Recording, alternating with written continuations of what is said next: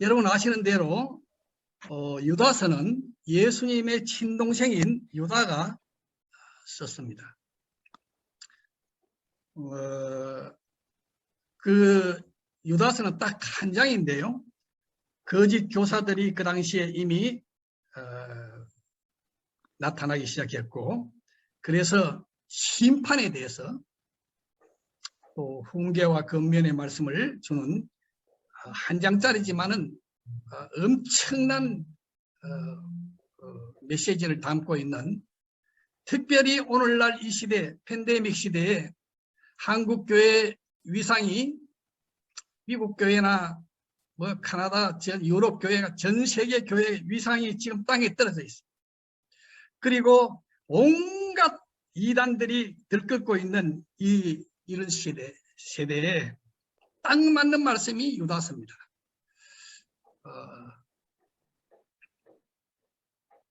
오늘 그 20절에 보니까, 유다서 20절에 보니까 지극히 거룩한 믿음 위에 자기를 건축합니다. 이와 같이 혼란스럽고 교회가 빛을 제대로 발하지 못하고 믿는 자가 이렇게 참으로 이 영향력을, 빛과 소금으로 강력한 영향력을 발휘하지 못하는 이 시대에 그 21절에 보니까 하나님의 사랑 안에서 자기를 지키며 영생에 이르도록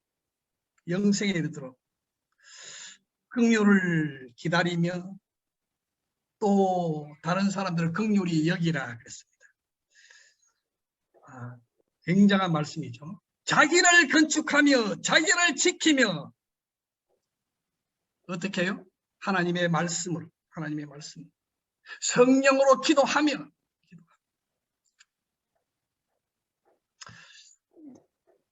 오늘 이 본문 11절 말씀 보세요. 본문에 화 있을진저 이 사람들이여, 세 사람을 지목합니다.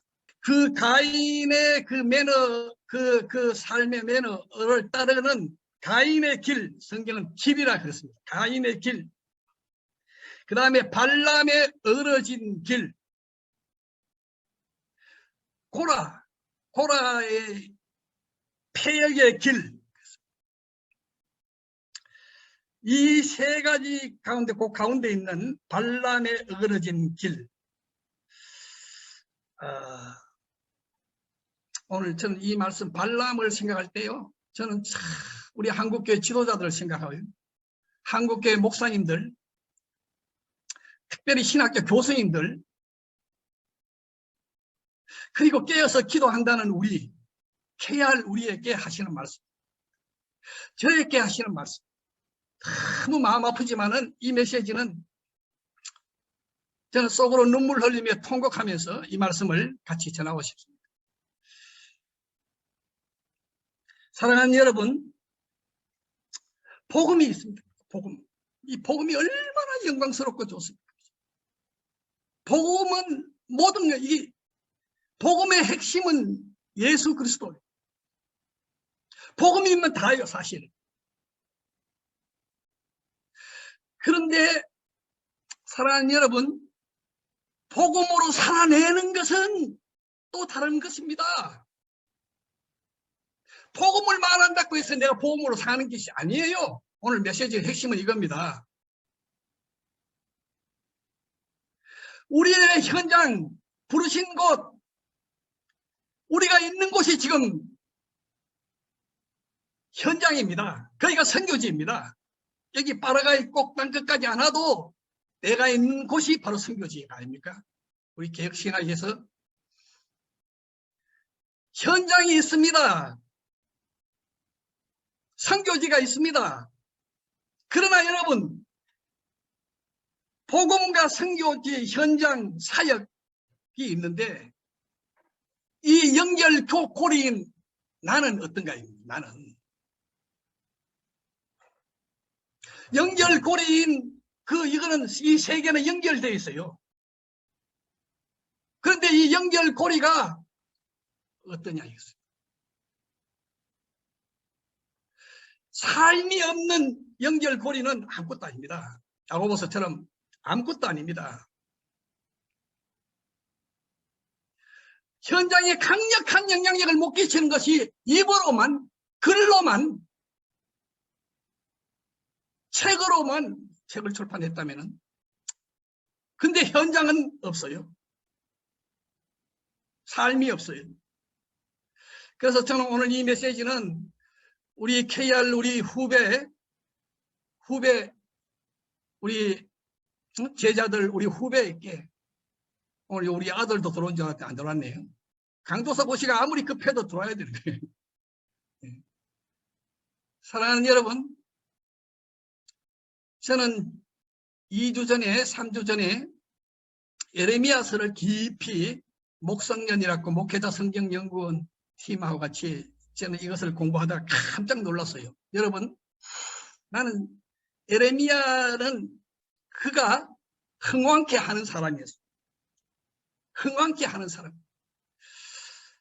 흥왕케 하는 사자가 왔도다. 예레미야는 바벨론에서 거기서 나서 자랐습니다. 3차 포로기한 때 들어왔어요. 여러분, 예레미야서를 보면 얼마나 아름답습니까? 이와 같은 개혁자가 오늘날 필요하다. 예레미야 같은 흥왕케 하는 자, 가는 곳곳마다 흥왕케 하는 자.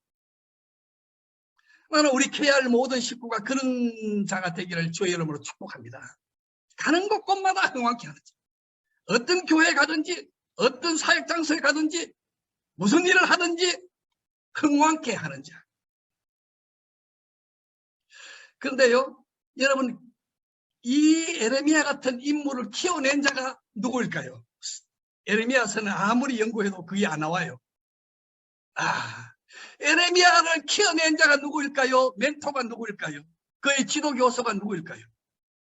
나는 이거 생각하다가요, 오늘날 우리 교수님들 이제 은퇴 나이에, 우리 박영규 교수님 벌써 이제 은퇴하시고, 우리 박명수 교수님도 지금 은퇴하시고, 이제 점점 은퇴하는데 어떤 제자를 길러냈습니까? 저는 도전합니다. 느헤미야를 누가 키웠을까요?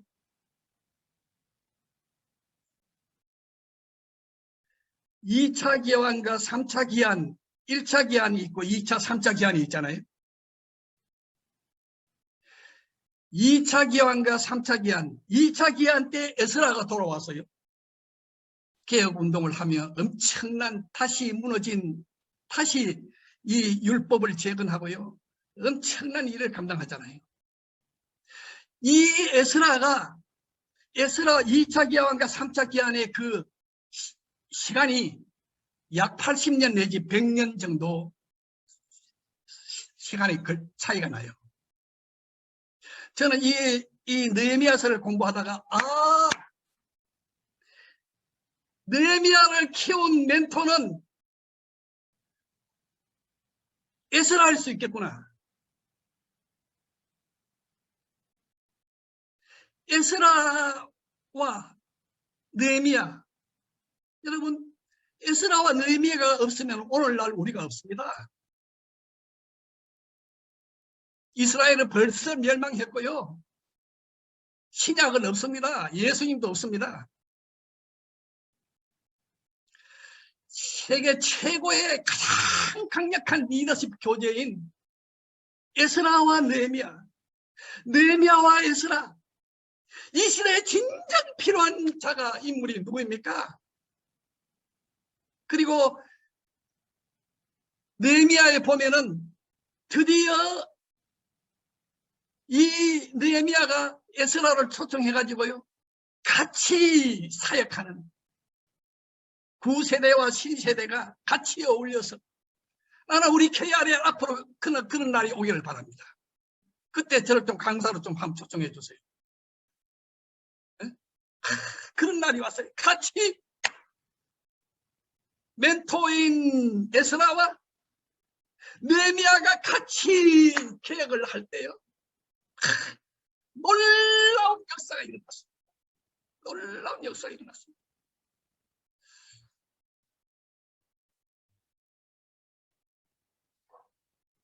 저는 성경에서 존경하는 인물이 참으로 많지만은요, 에스라와 느헤미야, 에스라는요, 그는 에스라가 여호와의 율법을 연구하고 준행하여 율례와 규례를 이스라엘에게 가르치기로 결심하였더라.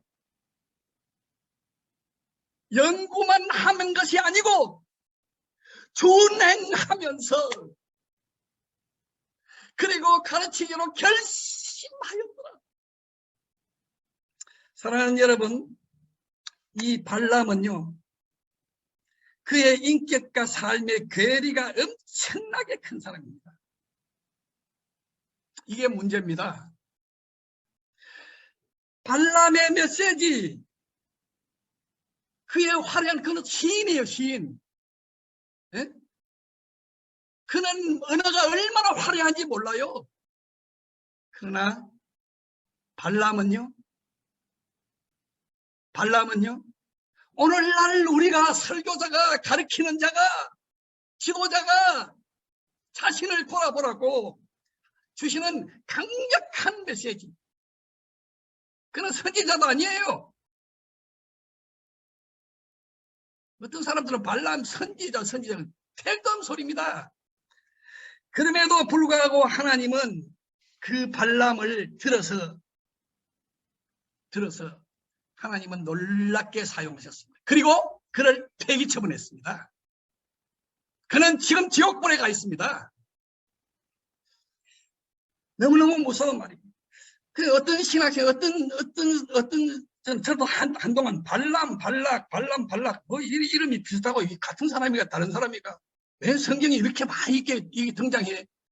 발락이 누군가 발람이 이게 아주 헷갈리는 사람이 있으면 곤란한 거예요. 신학생까지 돼가지고. 특별히 발람은 민수기 22장에서 25장까지 그는 전체가 다 발락 이야기입니다. 발람 이야기입니다. 발람은요, 베드로후서 2장에 보면은 볼의 아들 발람의 길로 이렇게 기록하고 있습니다. 그 베드로후서에서는 보세요. 2장 15절에 그는 불의의 싹스를 사랑하다가 16절에 베드로후서 2장 16절에 그는 불법을 인하여 책망을 받았다. 책망을 받았지만은 그가 돌이켰다는 말이 없어요. 그대로 심판받았어요. 무서운 말씀입니다. 이 발람이 사랑하는 여러분, 저와 여러분 안에 있는지 엄연히 존재하지 않는지 오늘 기도회 하면서 이 말씀이 정말 내 안에 내가 발람 같은 존재구나. 그래서 성령께서 강력하게 가책을 주셔서 마음에 큰 고통이 와서 발람 같은 자가 내 모습이구나. 이것을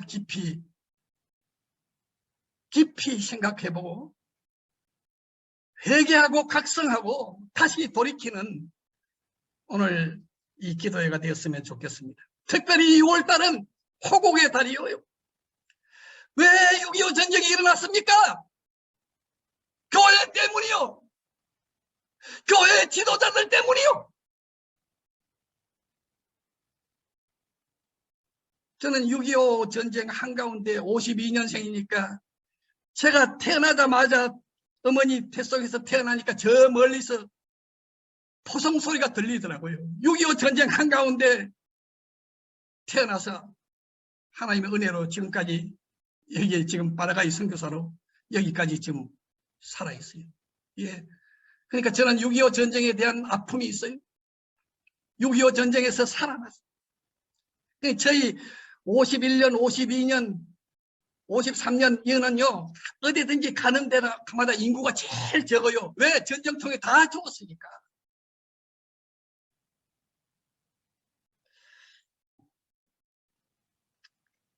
이스라엘은 광야 연단의 오랜 40년, 거의 38년, 39년 광야의 연단의 끝자락에 모압 족속이 사는 땅을 통과하는 미디안 땅을 통과하는 그곳은 잡족들이 살고요. 모압 족속이 살았어요. 그 모압 족속의 왕이 발락 왕이었습니다.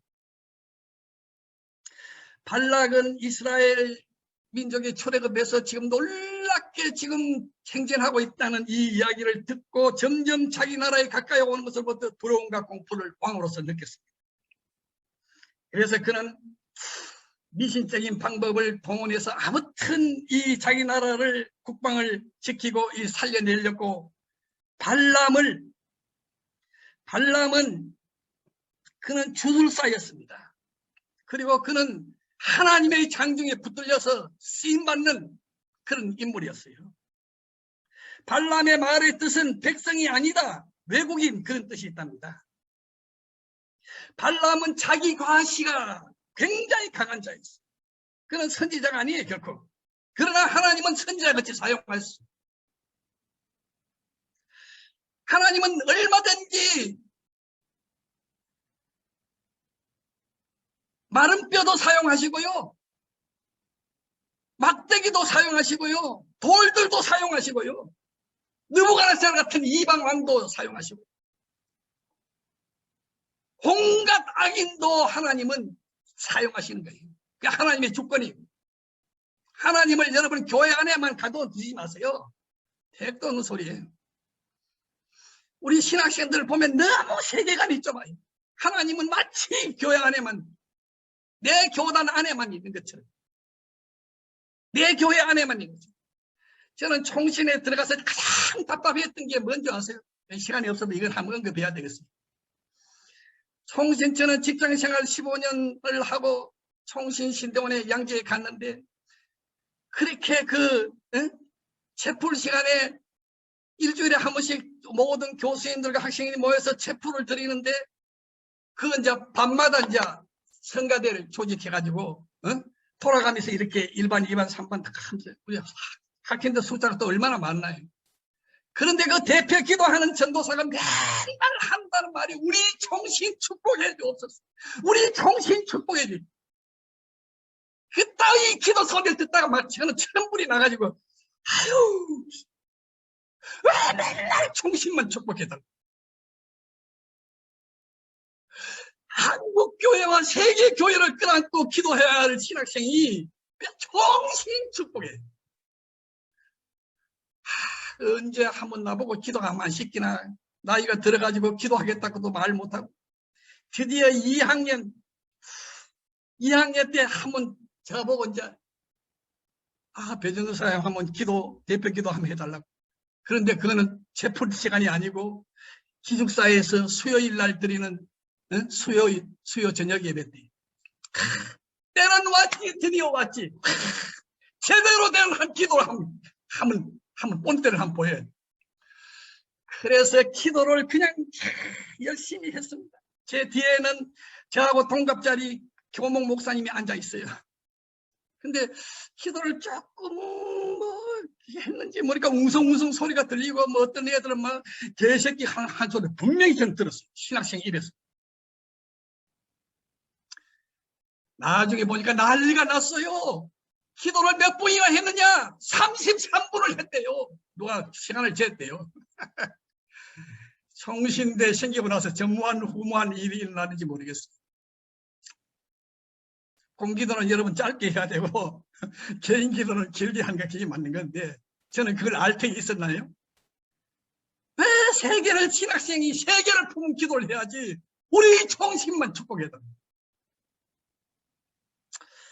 저는 지금도 마찬가지입니다. 오늘 아침도 아내랑 같이 기도하다가 지금 오늘 말씀 시간 때문에 한게, 항상 세계를 78억을 끌어안고 기도합니다. 저 유창문 목사님 사역하는 저 인도와 아프리카 56개국 7억 5천만가 무슬림 M종교 이 18억가, 일본 열도와 필리핀 열도와 인도네시아 세계 최대 무슬림 제국, 저 미얀마 군사 쿠데타 있는 저 있는 교회를, 사랑하는 여러분, 우리 안에 만왕의 왕 만주의 주이신 주님의 성령께서 내 안에 계시는데 어찌 세계를 품은 기도를 안 할 수 있으며, 안 하는 것은 나는 그거 웃긴다고 봐요. 잘못된 거예요. 사랑하는 여러분, 또 발람으로 돌아와서 여기 보세요. 여러분, 발람은 이스라엘을 저주하라고 초청받았어요. 발락 왕은 사절단을 보냈습니다. 모압 장로들과 미디안 장로들을 다 해가지고 선물 보따리를 가지고 이들이 왔을 때 하나님은 발람이 기도했을 때 그는 분명히 말씀하셨어요. 민수기 22장 6절에 나를 위하여 이 백성을 저주하라. 그대가 복을 비는 자는 복을 받고 저주하는 자는 저주를 받을 줄을 내가 알미라. 국가시를 넣어가지고 이렇게 발락 왕이 이렇게 사절단을 보내가지고 막 이렇게 띄워주니까 발람은 우쭐했죠. 명예요. 발람의 명예욕입니다. 무섭습니다. 하나님은 분명히 응답했습니다. 22장 12절에서 딱 끝나야 되는 거예요. 여기까지 했으면 발람이 안 됐어요. 발람 보세요. 하나님은 분명히 응답했어요. 너는 그들과 함께 가지도 말고 그 백성을 저주하지도 말라. 그들은 복을 받은 자니라. 하나님의 분명한 음성을 들었습니다. 이때 순종했으면 끝나는 거예요.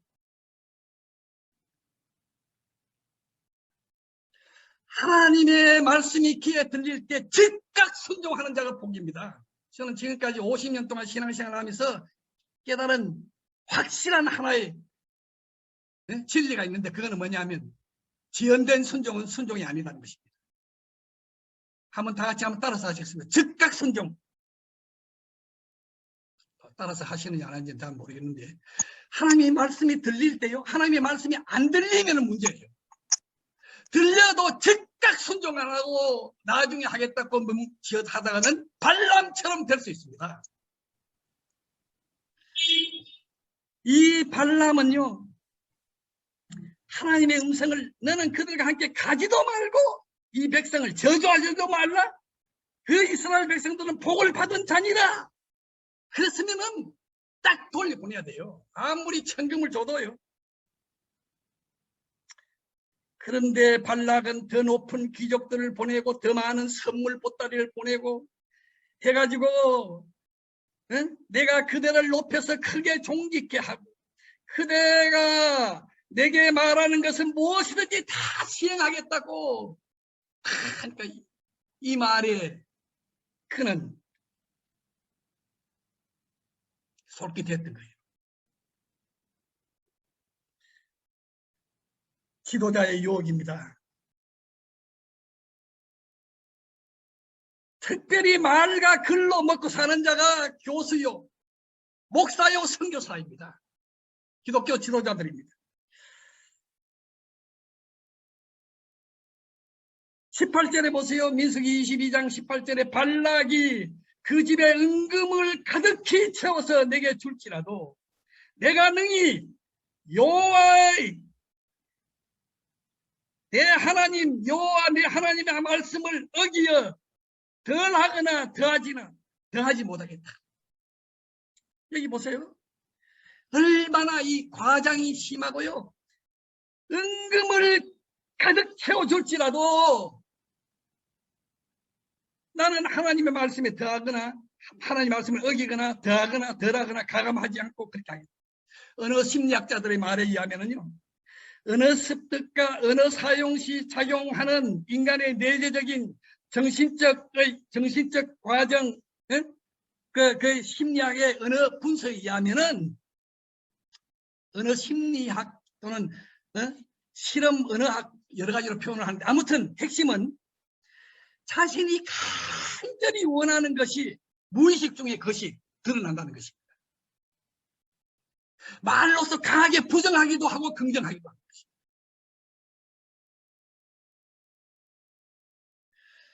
우리가요, 자기가 가장 약점, 가장 자기한테 있는 곳을 감추기 위해서 더 명렬하게 비난하는 거예요. 비난하는 말을 막 하고 막 지나치게 그것은 제 안에 자기에게 더 크게 보이고 있으니까 언어 심리학적으로 그렇게 표출하게 돼 있는 거예요. 맨날 전세만 살고 맨날 이렇게 반지하에서 사는 자는 아파트 10채를 줘봐라. 내가 뭐 그런 식으로 맨날 이렇게 돈에 찌들려 사는 사람은 내가 돈 1억만 있어봐라. 10억만 있어봐라. 이 사람은 돈의 올무가 될 수 있어요. 지나치게 비판하고 지나치게 공격적인 설교. 이건 이제 저 자신한테 하는 말이에요. 저도 이제 제 약점이 그거니까 그걸 가지고 늘 막 강조합니다. 근데 이게 저를 객관화해서 이제 보게 되는 그런 나이가, 저는 그 나이가 언제냐? 70세라고 생각합니다. 그러므로 70세 이하에는 까불만 안 된다고 생각해요. 70세. 다 70세 이하. 60세가 되면 이제 겨우 깨달을 것 같은데 뭐 정년 소리 들리고요. 이게 말이 안 되는 거예요. 한마디로 말해서 발람은 탐욕의 눈이 어두웠습니다.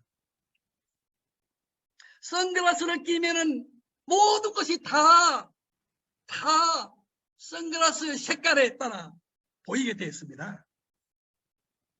그래서 예수님은 눈은 몸의 등불이니 그러므로 내 눈이 성하면 온몸이 밝을 것이고 눈이 나쁘면 온몸이 어두울 것이고 그러므로 네게 있는 빛이 어두우면 그 어두움이 얼마나 더하겠는지. 한마디로 말하면 영안이 밝아야 합니다.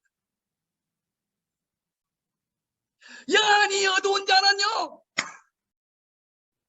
자기가 전하면서도 무슨 말인지 몰라요. 자기의 사람하고는 관계가 별로 없어요. 자기만 제일 똑똑한 줄 알고 있어요. 발람의 여러분 상투적인 말소리를 보세요. 얼마나 거룩한 상투 용어가 발람의 입에서 튀어나오는지. 22장 18절에 은금을 가득히 채워서 내게 줄지라도 내가 능히 여호와의 내 하나님의 말씀을 어기어 더하지 못하겠다. 22장 38절에서도 발람은 나귀를 통해서 책망을 듣고서도 내가 오기는 하였으나 무엇을 임의로 말할 수 있으리까? 하나님이 내일에 주시는 말씀 그것만 말할 뿐이니이다. 우리가 마땅히 그래야죠. 마땅히 그래야 되잖아요. 그러나 그는 임의로 말할 수 있으니까 그러면서 임의로 행동하고 있어요. 지금 말은 그렇게 해놔놓고 하나님의 분명한 음성을 들었으면서도 질질질질 지금 끌려가고 있어요. 23장에 건너가면 26절에 발람이 발라에게 말합니다.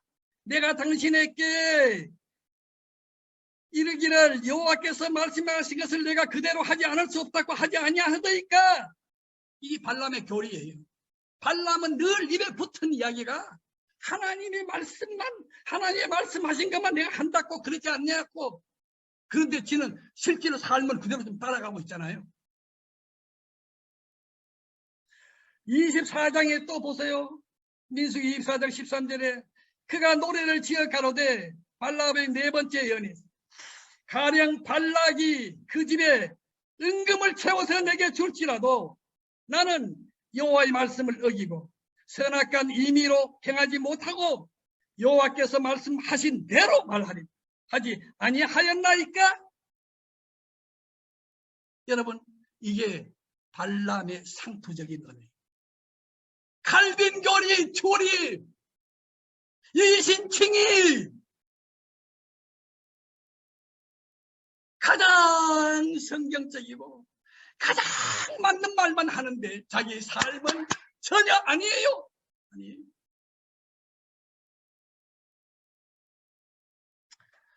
걸핏하면 기도해 보고요. 하나님 뜻이면 순종할게요. 기도해 보고요. 이 사람은 기도 안 한다는 말이에요. 아이고, 기도 제목을 내면은 즉각적으로 전화상으로 국제전화로 저는 아니 그래요. 국제통화를 하다가도 그러다가도 들으면은 바로 이 자리에서 기도합시다. 왜 전화 끊고 하면 기도하겠다 켜놓고 기도 안 하니까. 그 자리에서도 기도 안 하면서 끊고 나서 기도할 것 같습니까? 안 합니다. 상투적인 말이에요. 신방해가지고 기도를 길게 하고 자기만 경건하지 막 이렇게 커피 한 잔 놓고도 열심히 기도. 그것도 마찬가지요. 구역질 나는 거예요. 예수님은 분명히 말씀하셨어요. 주여 주여 하는 자마다 입술에 말만 발린 것을 말합니다. 발람을 일컬어서 하는 말씀같이 저는 들려요. 많은 사람들이 나더러 이르되 주여 주여 주의 이름으로 선지하노라. 주의 이름으로 귀신 쫓아내고 주의 이름으로 많은 권능을 행치 아니하여. 저는 예수님의 이름으로 예수님의 이름 권세를 이용해서 놀랍게 기도할 때마다 따르는 표적으로 귀신이 쫓겨나고 병이 쫓아나고 암이 낫는 무수한 경험을 했습니다. 오늘 유창부 목사님은 얼마나 더 많게. 저는 우리 두 쌍둥이 두 아들 우리 홍철이 홍수를 키우면서요. 예방주사 백신 주사 맞기 위해서 병원에 간 거 외에는 장애 갈 때까지 지금까지 애들은 병원에 한 번도 갈 일이 없었어요. 왜? 아프면은 안수 기도하면 즉각 나고 있어요. 놀랍습니다. 예수님의 이름에 따르는 권세가 얼마나 큰지 모릅니다. 근데 우리가 그걸 안수를 안 해요. 겁이 나가지고 안 될까봐 부끄럼 당할까봐. 근데 저는 말씀대로 어린애같이 단순하게 순종, 너무 단순하게 순종하고 손 얹으면 귀신이 쫓겨나고.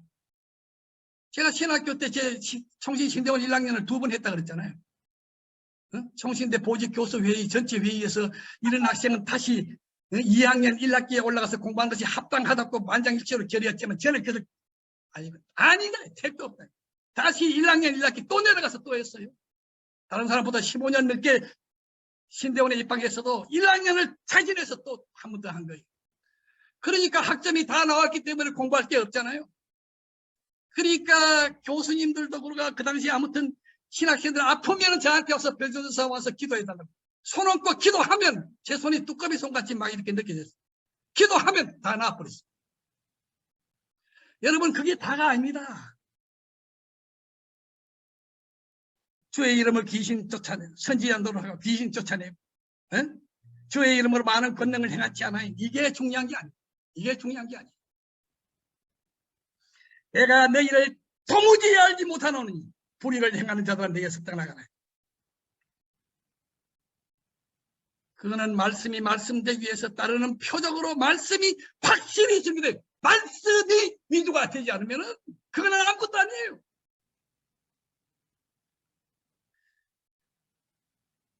여러분 발람의 이 언어 구사력을 보세요. 그는 시인입니다.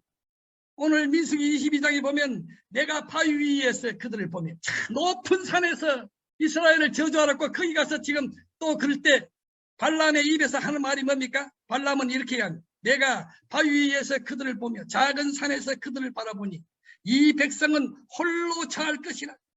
그를 열방 중에 하나로 여기지 않으리로다. 이스라엘의 운명, 앞으로 유아 독존적인 이스라엘의 운명이 이렇게 될 것을 예언하고 있잖아요.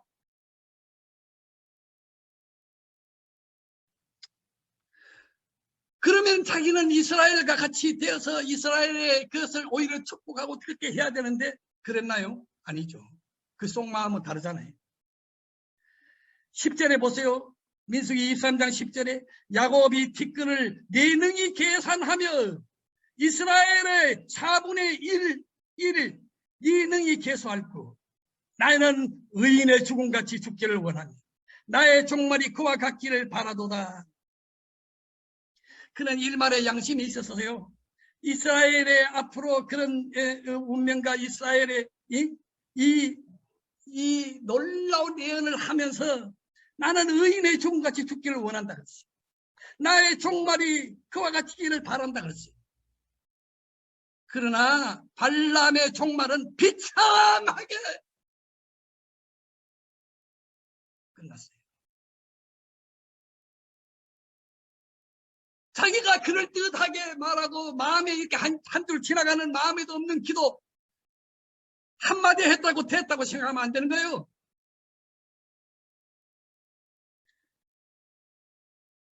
그런데 이 발람의 입에서 보세요. 민수기 23장 19절에 제가 이 암송하면서 자주 암송하는 이 말씀, 하나님은 인생이 아니시니 시간치 아니하시, 인자가 아니시니 후회가 없으시도다. 어찌 그 말씀하신 바를 행치 아니하시며 하신 말씀을 실행치 아니하시냐. 이 발람의 입을 통해서 하나님의 말씀의 권위에 대해서 얼마나 요절 중에 요절을 말씀했습니까? 그러나 이 말씀을 대언하는, 이 말씀을 하는 발람은 다른 삶을 살았습니다.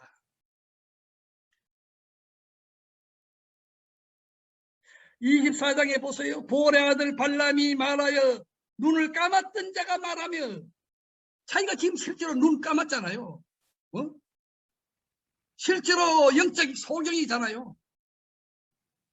질질 끌려다니잖아요. 근데 자기는 눈을 떴대.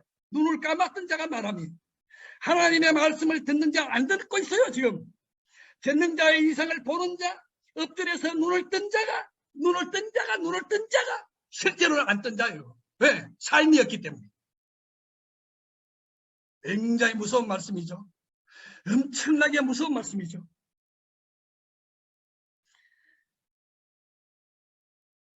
오늘 그 24장 15절 16절에서 또 반복하고 또 반복, 똑같은 말이에요. 그 24장 17절에서는 예수 그리스도의 초림을 정확하게 예언했습니다. 한 별이 야곱에게서 나옵니다. 한 홀이 이스라엘에서 일어나서 모압을 이편에서 저편까지 쳐서 파하고 또 소동하는 자식들을 다 멸하리라. 예수님의 초림, 예수님이 오실 것을 분명히 한 별이 야곱에게서 나오며 한 홀이 이스라엘에서 일어나서 예언하고 쓰임받고 그는 버림받은 것입니다. 발람의 생의 종말은요, 예수님이 폭로하셨습니다. 요한계시록 2장 14절에서 버가모 교회에 말씀하시면서 부활하신 예수님은, 그러나 네가 두어 가지 책망할 것이 있는데 거기 네게 발람의 교훈을 지키는 자들이 있도다. 발람이 발락을 가르쳐 이스라엘 앞에 올무를 놓아 우상의 제물을 먹게 하였고 또 행음하게 하였느냐. 시간이 없기 때문에 사랑하는 여러분, 민수기 25장에 보면은 그는 시딤에서 모압 족속 중에 아름다운 미인, 아무튼 그 여자들의 음행을 부추기는 자가 발람이었어요. 이것을 요한계시록 2장에서 예수님이 폭로하신 거예요. 발람은요, 이렇게 하나님 앞에 쓰임받고 버림받고, 얼마나 무서운 말씀이죠. 아까 다시 초도로 돌아가서요, 느헤미야, 오늘의 느헤미야가 돼야 합니다. 그러면 느헤미야는 누가 키웠을까요? 제가 볼 때는 에스라가 키웠다고 생각합니다. 이거 제가 묵상할 때 그래요. 그는 바벨론에서 태어났어요. 그래서 2차, 3차 포로 기간이 80년 내지 100년이에요. 그렇다면은 그가 어린 시절에 에스라와 그 그룹들에 거기서 제자 훈련과 멘토 그룹으로서 그것을 하면서 말씀의 윤례에 파묻혀 가지고요. 그렇게 하다가 그가 술관원장이 돼 가지고 결정적인 순간입니다. 그래서 나중에 느헤미야의 개혁운동 52일 만에 성벽이 재건되고 엄청난 이스라엘의 개혁운동이 일어날 때 에스라와 느헤미야가 같이 이렇게 할 때 이스라엘의 놀라운 개혁이 진행된 거예요.